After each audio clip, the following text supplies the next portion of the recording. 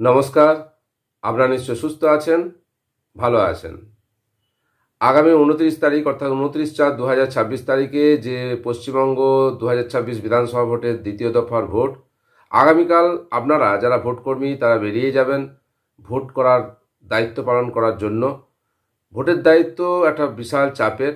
আপনারা সুস্থভাবে সুন্দরভাবে সেই ভোট পর্ব মেটান, তার শুভকামনা রইল। আর কতকগুলো জিনিস আপনাকে খেয়াল রাখতে হবে যে এই ভোট পরিচালনার জন্য। প্রথম, আপনার শরীর যাতে সুস্থ থাকে, পর্যাপ্ত পরিমাণ জল পান করবেন, প্রয়োজনীয় ওষুধ সঙ্গে রাখবেন। আর আপনি মালপত্র তো মিলিয়ে নিচ্ছেন ডিসিতে, যদি কোনো মালপত্র বা কোনো জিনিসপত্র শর্ট হয় তাহলে আপনি কাউন্টারে বলবেন, আপনি নির্দিষ্ট কাউন্টার থেকে প্রয়োজনীয় যে জিনিসপত্র আপনার দরকার সেগুলো আবার নিয়ে নেবেন। ট্যাগিংয়ের দরকার হলে নির্দিষ্ট ট্যাগিং সেন্টারে যেয়ে আপনার যদি কোনো পুলিশ অফিসার অনুপস্থিত থাকেন, সেই আপনার যে অ্যাপয়েন্টমেন্ট লেটার আছে প্রিসাইডিং অফিসার, সেই অ্যাপয়েন্টমেন্ট লেটার দিয়ে আপনার যে পুলিং অফিসার নেই সেই পুলিং অফিসারের জন্য ট্যাগিংয়ের জন্য নির্দিষ্ট কাউন্টারে যাবেন। আপনি আপনার নির্দিষ্ট বুথে চলে এলেন, রেস্ট নিলেন, সন্ধেবেলায় প্রয়োজনীয় কাজকর্ম করলেন, খাওয়া দাওয়া করে সকাল সকাল শুয়ে পড়বেন, কারণ পরের দিন মহাযুদ্ধ। ভোর 5:30 থেকে মকপোল শুরু করতে হবে, যার অর্থ আপনাকে তার আগে কিন্তু প্রস্তুত হয়ে যেতে হবে, অর্থাৎ আপনাকে 4:10-15 নাগাদ কিন্তু উঠে পড়তে হবে তৈরি হওয়ার জন্য। এবার মকপোল শুরু হওয়ার আগে আপনাকে কিন্তু ইভিএম কন্ট্রোল ইউনিট অন করতে হবে। তার আগে কিন্তু অন করতে পারছেন না। কন্ট্রোল ইউনিট অন করে দুটো জিনিস খেয়াল করবেন, আপনার যে সিরিয়াল নাম্বার কন্ট্রোল ইউনিটের সেটা ডিসপ্লে থেকে কিন্তু একবার নোট করে নেবেন, অ্যাড্রেসটাকে যা পেয়েছেন একবার মিলিয়ে নেবেন।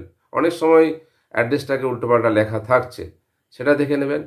আর কন্ট্রোল ইউনিটের ডিসপ্লেতে যে টাইম শো করবে সেই টাইমটা আগের অন্য ভিডিওতে আমি বলেছি, সেই ডিসপ্লে টাইমটা কিন্তু নোট করবেন।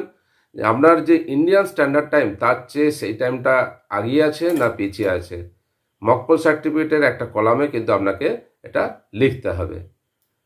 আর কি খেয়াল করবেন, মকপল শুরুর আগে আপনি কিন্তু ভিভিপ্যাটের যে ড্রপ বক্স সেটা কিন্তু ভালো করে চেক করে নেবেন। এমন অনেক সময় হতে পারে যে আগে যে চেক হয়েছে তার কোনো একটা মকপল স্লিপ রয়ে গেছে, সেটা থেকে গেলে কিন্তু মকপলের সময় অসুবিধা হতে পারে। তাই মকপলের আগে আপনি ড্রপ বক্সটা চেক করবেন, এবং মকপলের পরেও সমস্ত স্লিপ বার করার পর ড্রপ বক্সটা অবশ্যই চেক করবেন, নিজে করবেন, পোলিং এজেন্টদেরও দেখে নিতে বলবেন। আর কি করবেন, মকপলের পর সিইউতে যে রেজাল্ট হলো সেই রেজাল্ট দেখার পর ক্লিয়ার করবেন, অবশ্যই ক্লিয়ার করবেন, কারণ ক্লিয়ার না করলেই নানা রকম সমস্যা। সুতরাং ভিভিপ্যাটের ড্রপ বক্স দেখে নেবেন। ভিভিপ্যাটকে কোনো হাই যে ওয়াটের ল্যাম্প তার তলায় রাখবেন না, কারণ ওটা ফটো সেন্সিটিভ। আর হচ্ছে অবশ্যই মকপল শেষে আপনি মকপলের পর যে কন্ট্রোল ইউনিটে ক্লিয়ার বাটন প্রেস করে সমস্ত মকপলের ডাটা ইরেজ করবেন এবং ভিভিপ্যাটের ড্রপ বক্স খালি করবেন, এজেন্টদেরও দেখে নিতে বলবেন কোনো মকপল স্লিপ নেই বলে। এগুলো হওয়ার পর আপনি প্রপার যে ওয়ে আপনারা সকলেই জানেন সেই সিলিং করবেন, ভিভিপ্যাটে সিলিং করবেন। ভিভিপ্যাটে সিলিং শুধু হবে ড্রপ বক্সের দুটো দিকে দুটো অ্যাড্রেস ট্যাগ গালা সিল দিয়ে সিল করবেন। কন্ট্রোল ইউনিটের একটা যে উইন্ডো আছে সেই উইন্ডো, বাইরের সেকশনে উইন্ডো, সেটা গ্রিন পেপার সিল দিয়ে করবেন। ইনার পোর্শনে স্পেশাল ট্যাগ করবেন, সেই উইন্ডোটা বন্ধ করে বাইরে একটা অ্যাড্রেস ট্যাগ দিয়ে গালা সিল করবেন। এবং যেখানে গালা সিল করবেন এজেন্টরা উপস্থিত থাকলে তাদেরকেও গালা সিল করতে দেবেন এবং অ্যাড্রেসটাকে সিগনেচার আপনিও করবেন এবং এজেন্টদেরও করতে দেবেন। এই সতর্কতাগুলো অবলম্বন করবেন। আর একটা কথা বলবো ইসিআই নেট অ্যাপ সম্পর্কিত।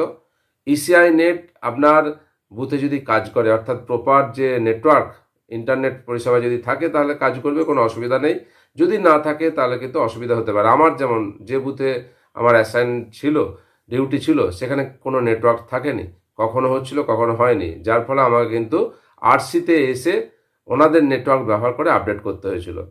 এবং মোবাইলে ইসিআই নেটে আপনার যে ভোটার টার্ন আউট রিপোর্ট, অর্থাৎ ফাইনাল ভোটারের সংখ্যা, ফাইনাল মেল ফিমেলের সংখ্যা, এটা কিন্তু লোড করতে হবে এবং সেটা দেখেই কিন্তু যে স্পেশাল বুকলেট বা চেকলিস্ট বুকলেট যেটা বলা হচ্ছে সেটা কিন্তু চেক করা হবে। এই চেকলিস্ট বুকলেট এবং মোবাইল সাথে ভ্যারি হওয়ার পর ওটা স্পেশালভাবে ইন্সপেকশন হবে, তারপরে কিন্তু আপনি রিলিজ পাবেন।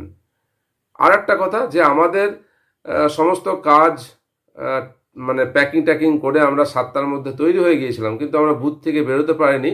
বুথ থেকে বেরোতে প্রায় 8:30 হয়ে গিয়েছিল। কারণ কি? কারণ আমরা সকলেই জানেন যে এবারে একটা ইসিআই থেকে নির্দেশ দেওয়া হয়েছিল যে সেক্টর অফিসার আসবেন, sector officer camera webcam খুলবেন, তারপর মানে এলে খোলার পর পোলিং পার্সোনালরা বুথ ছেড়ে আসবেন। কিন্তু এবারে একটা ইসিআই যে নোটিফিকেশন জারি করেছেন, যে নোটিফিকেশনে বলা হয়েছে যে পোলিং পার্সোনালরা বুথ ছেড়ে চলে যাওয়ার পর যে বিএলওরা থাকবেন এবং ভ্যাব অর্থাৎ ভোটার অ্যাসিস্ট্যান্স বুথ যিনি দায়িত্বে থাকবেন, এনারা বুথে চলে আসবেন এবং যতক্ষণ না সেক্টর অফিসার আসছেন তারা এই যে ওয়েবক্যাম তার দায়িত্বে থাকবেন এবং সেক্টর অফিসারের উপস্থিতিতে তারপর ওয়েবক্যাম খোলা হবে। অর্থাৎ ওয়েবক্যাম খোলার জন্য আমাদের যে দেরি হয়েছে, আপনাদের দেরি হবে না ইসিআইয়ের যে লেটেস্ট নোটিফিকেশন সেই অনুযায়ী।